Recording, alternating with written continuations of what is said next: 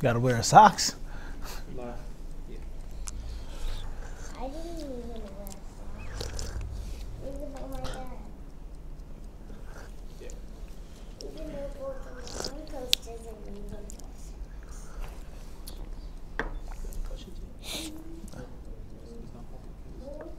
Class.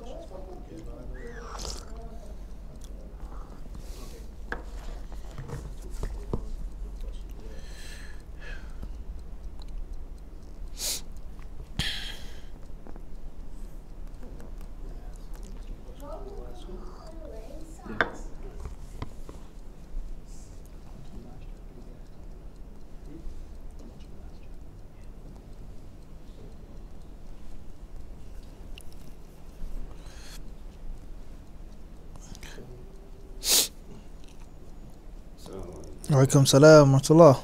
كيف يا شيخ؟ أين أنت؟ الحمد لله. هل أنت بخير؟ الحمد لله رب طيب. العالمين. طيب. بارك الله فيك شيخ. أهلا وسهلا. Good to see you. Same here, Sheikh, always. Question from online. Initials MR from Surrey, UK. Can a student make a dhikr with his tongue during a lesson, lecture, or should they focus on listening as attentively as they can instead? The question is from where? Surrey, UK. طيب. Can a student make dhikr while he or she is in a class or a lesson? Or should they listen attentively and closely as they possibly can? I think you should do the second, inshallah ta'ala. Listen and pay attention to the best of your ability. Even though there may be some classes with some teachers in which you can multitask. But let's not look at the concept of not paying attention to the class, but what about paying attention to the dhikr? And giving it your all. And not just allowing the dhikr to be done with the tongue. In the 5 minutes of faida that we did called the void, maybe about a year ago in Toronto, they call it the void. We mentioned the kalam of Ibn al-Qayyim rahimahullah regarding this issue. The levels of the dhikr of Allah. That which is done just with the tongue, that which is done just with the heart, and that which is done what? No doubt, that's the top.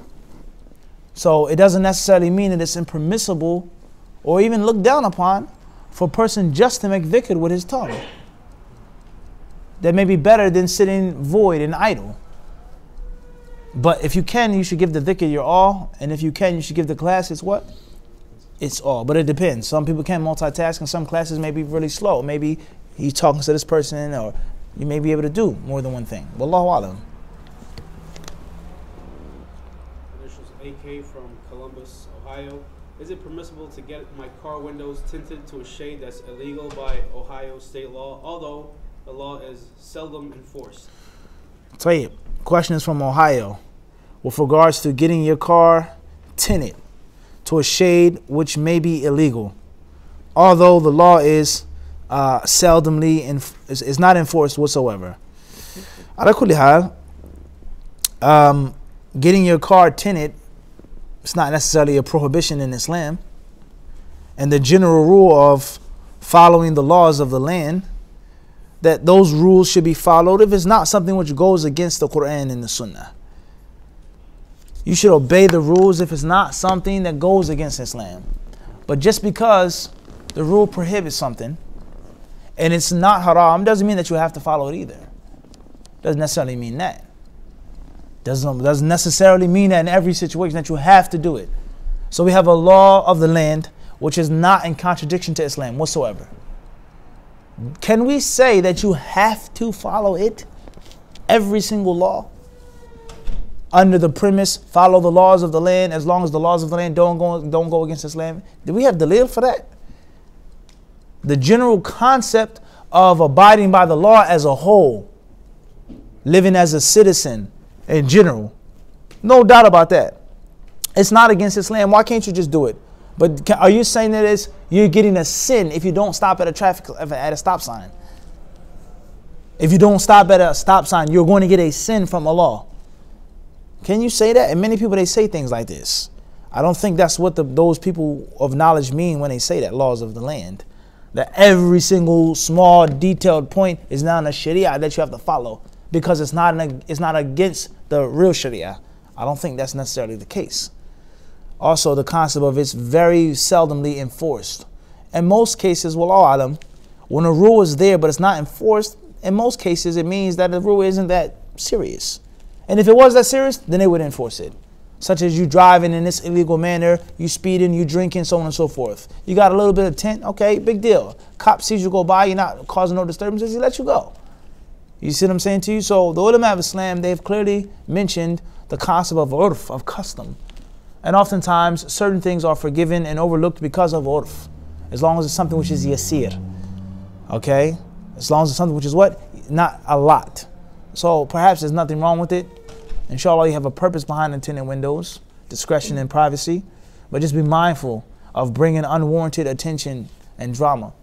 And be mindful of breaking the rules unnecessarily. And it depends on where you are.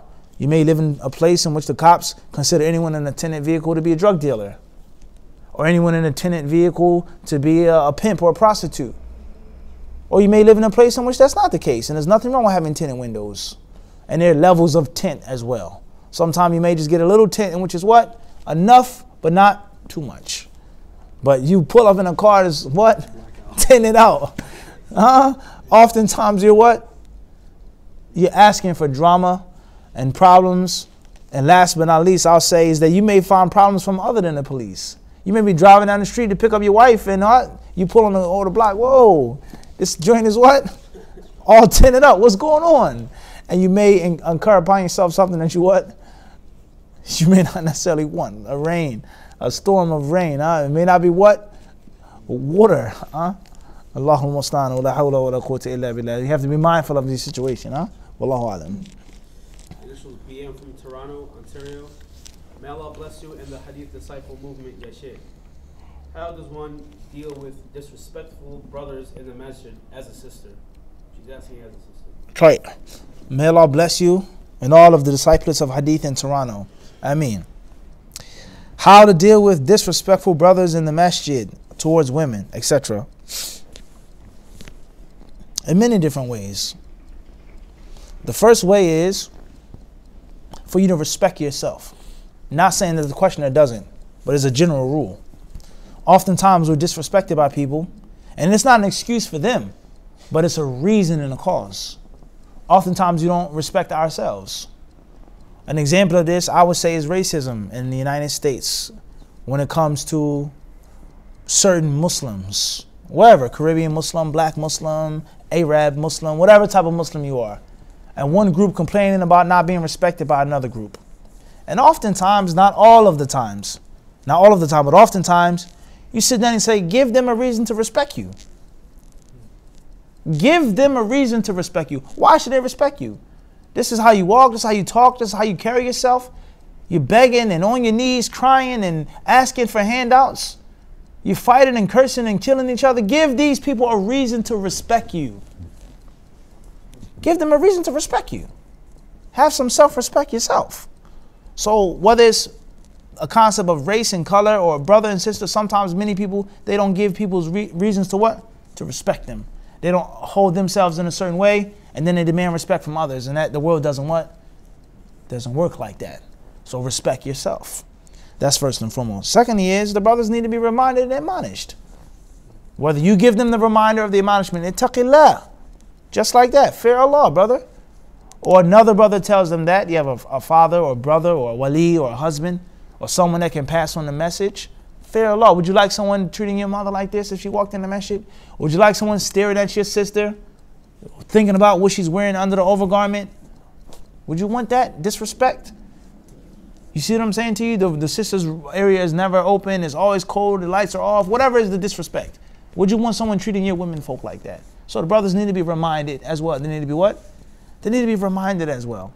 Last but not least is sometimes you have to take things into your own hands. Sometimes you have to organize sisters, get them together to establish something or to make something better what's already established and force them to listen to you. Do what? Force them to listen to you. Force them to give you your basic rights that you deserve as a Muslim and as a woman. And I don't know about Canada, but in the United States, we know that's how policy is changed. Policy is changed through people coming together, congregating, united, and says, no longer can you treat us like this. We refuse it. give us what we deserve. We're citizens of this country. Our fathers were in this country as long as yours were, even not longer. You're going to give us this right and that right.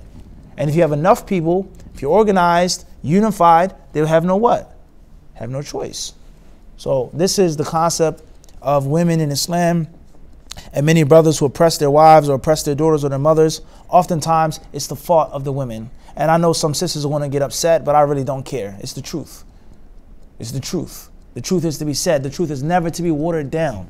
The truth is never, ever polished or glazed. The truth is raw. It's natural. Women oftentimes, not all of the time, but oftentimes are the cause behind men oppressing them because they don't stand up for the haqq. They don't refuse the dhulm. They submit to it. They just allow people to keep what? Transgressing the boundaries. And then the men just what? They take it as a sunnah. It was a sister once, she called me, an anonymous sister, about a sister who's getting abused. Okay, I don't know who the sister was. I think she was from the Middle East somewhere in New York City. Allahu Alam. So she's calling on behalf of another sister. So I said, why can't the other sister call and speak about home problems? So the sister had a super full cup. Super full cup. So she says, oh no, brother, I would rather talk to you and I would rather deal with it myself because I said, all right, whatever. How can I help you, sister? So she's asking for advice from a sister that's being battered and beat up by her husband. She's scared to go back home. Her husband doesn't let her leave. A dramatic situation. So I listened to the sister. I gave some general advice. And I say that the sister has to do something. She can't just keep staying there and getting beat up and pulverized by this man. And if she does stay there and refuses to say something or to go to this place or do this to the authorities, I says then she is to blame for getting beat up. And the sister, how can you say that? Astaghfirullah, that's such an insensitive thing to say. Oh, you're not in a situation. I said, well, what would you like me to say, sister? What would you like me to say? For the sister to remain there, don't try, don't do anything, just let them beat you up. That's what you want me to say? You want me to give you a virtual wireless hug and some Kleenex tissues and cry emotionally? That's not the truth. So a man beating up his wife and abusing his wife, he's at fault, no doubt. But for her to keep allowing it to take place and not to try, not to make any attempt, not to have any voice, not to take any stance whatsoever, who's now to blame? The sister. And the brother's going to tell another brother, yeah, man, I beat my wife up last night, blacked her eye, knocked out her teeth, and she did what? She came back after Fajr. Now he's going to say, what? I can do the same thing too. And the third and the fourth and the fifth, and next thing you know is what? Policy. Beat up your women, and they'll just come back. Woman says, I'm not coming back home. You can quote the hadith. You can call Sheikh Fulan. You can call Imam Fulan. I'm not coming back for you to beat me up again. I refuse. And I'm going to expose you. And I'm going to do this. And I'm going to go to the authorities. And I have proof and evidence. So on and so forth. She may suffer. But eventually another sister does it. And a third sister, next thing you know what? Men are going to start thinking now. Because you force yourself to be what? Respected. So this is a very important concept of dhulm in al-Islam. Huh? That sometimes you have to try to change it yourself. Wallahu alam. Next question is initials LR from Toronto, Canada. Is it permissible for a sister to wear scrub pants for a job like nursing? Question about wearing scrub pants for a job like nursing. A Muslim woman should not wear pants outside of the house unless she has on an overgarment. Unless she has on an overgarment. If she has to work and that's the only source of her income, she's a single parent mother, that's what she has to do, then that's one thing. She should do it and seek Allah's forgiveness. Make istighfar. And if she doesn't have to have that job, then she is not allowed to wear pants outside of the home unless she has on a jilbab. Unless it is a necessity. Allahu alam. Next question is from Fort Wayne, Indiana, from initials JN. During Ramadan, should the person who gives the adhan break his fast after or before giving the adhan? Question from Fort Wayne, Indiana. Make the adhan and then break your fast in Ramadan, or break your fast and then make the adhan? Inshallah, make the adhan. And right afterwards, eat the date. Bidhnillah. Wallahu alam. Initials FF from Ontario, Canada. What is meant by this part of the hadith where the Prophet said, the best women are riders of the camels and the righteous among the women of Quraysh, from Sahih Bukhari? Inshallah ta'ala, we'll take this question tomorrow night. The first question for the live stream will stop here. Jazakumullahu khairan. Wa sallallahu wa sallam wa barak ala abdihi wa rasulihi nabiyina wa imamina Muhammad.